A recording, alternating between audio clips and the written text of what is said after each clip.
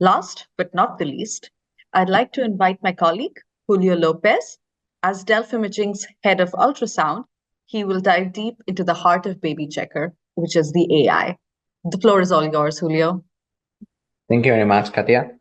Um, well, first of all, let's start that it is not only about having the best publication. It's more about bringing the artificial intelligence to the world, like to really tackle the problems, bringing it offline and making it available in a phone.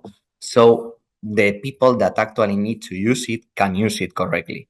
So I had the opportunity since I joined the company to travel around and see how the artificial intelligence is actually being used. And it's really nice to see here today some of the people that I met. For example, Tafa in Zambia, I was able to see how they were using BabyChecker in our health.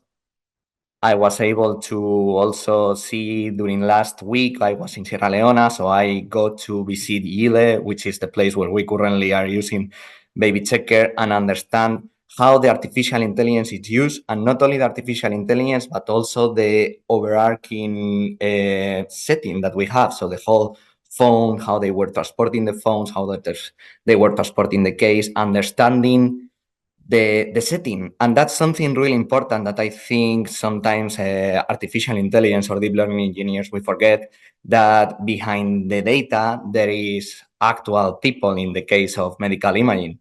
And it's really enlightening to be able to see that and do better artificial intelligence by understanding the real problems and how to tackle them. So if we go to the next slide, currently, the next one. Currently, BabyChecker is able to detect gestational age, fetal presentation, placenta localization, and multiple pregnancies. We have been working into that for already some time, and we are happy to say that the gestational age that we are able to get, we have a mean absolute error of 6 days. So that means that we are 6 days difference in average from an actual sonographer or obstetrician. The fetal presentation has an accuracy of 98% in the third trimester, which is when it can actually be a risk. And the placenta location has an accuracy of 90% in the overall data. And the multiple pregnancies, which is the latest thing that we have implemented, we are still validating with the data.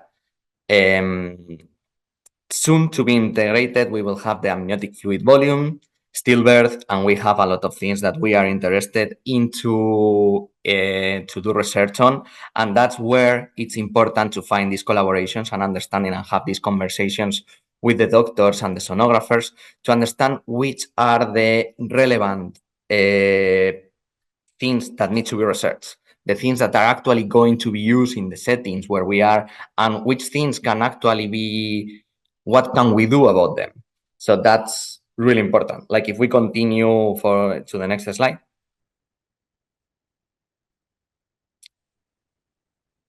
At the moment, as I was saying, it's not about having the best publication. We had our first publication that made us the first one tackling into the maternal antenatal care sector.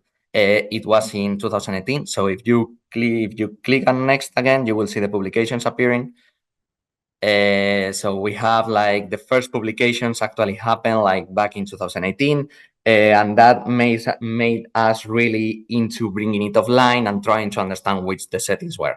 Like from that point, we started doing more publications. And then in the next slide, this year, for example, we were able to present in the MICAI conference, which is a really important medical imaging conference for artificial intelligence, where actually it was Radboud presenting in collaboration with us. And it was presented as the most practical application of artificial intelligence and the most relevant and clinically effective workshop that it was happening. So in this case, what we did, it was for detecting fetal growth restrictions using abdominal circumferences. We continue to the next slide. Now, the BabyChecker platform, like we have tackled over this whole webinar about the problem. what is actually happening and how can we solve it. In this case, it's with the artificial intelligence and the BabyChecker itself. So in this case, what we have done is over the last years of research and understanding, we have worked into creating this application that it's actually easy to understand, that from the research that we have seen so far, it actually can be used and can be understood in the settings where it needs to be understood, which is like these low and middle income countries where the access to internet is limited, where the electricity is limited, and the ability to do that, we can do that with BabyChecker currently. Like with only the phone charge, you can connect the probe to the phone. The probe doesn't require extra battery. You are able to perform scans. And this, for example, in Chile, in the antenatal care day, like you can easily scan 40, 50 belly women without any issue, getting the artificial intelligence results within 2-3 seconds of finishing a scan.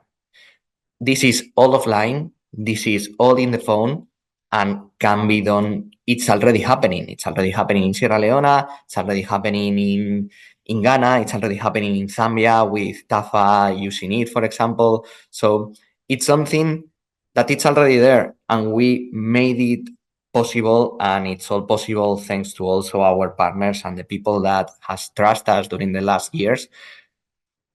If we continue to the next slide.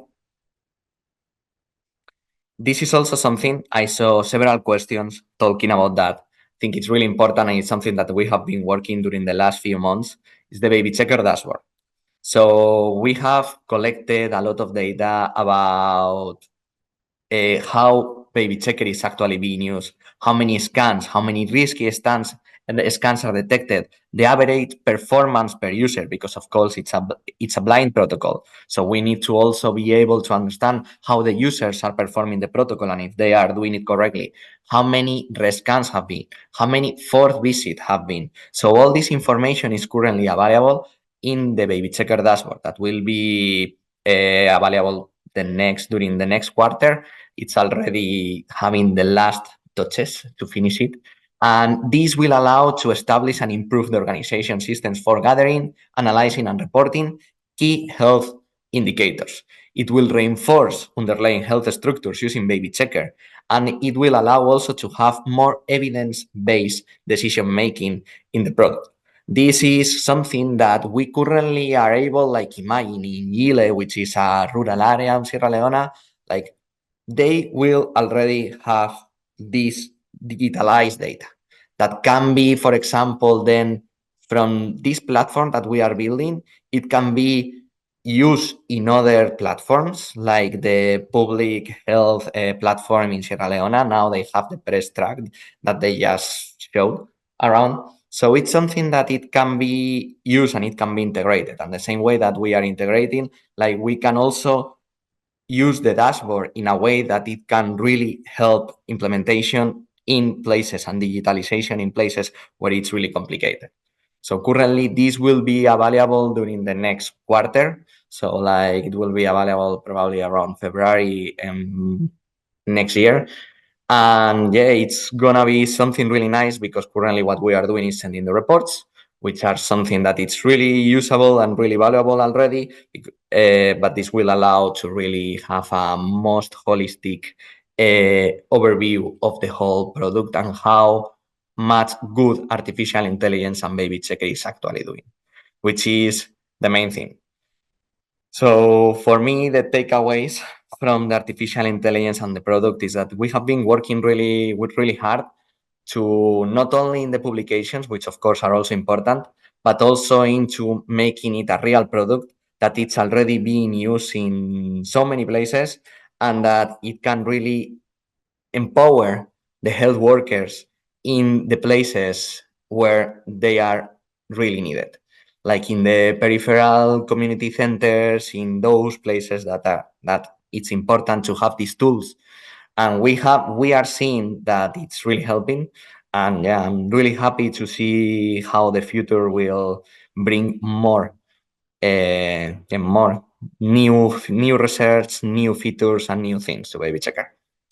So of course, I want to thank again all our partners like the people that I have met so far in the trips, like that I've been, and I hope to bring something more deep learning engineers to the field so we can understand and we can work in using better the data and really understand the setting and the places where we are doing this and why we are doing this overall. Thank you very much.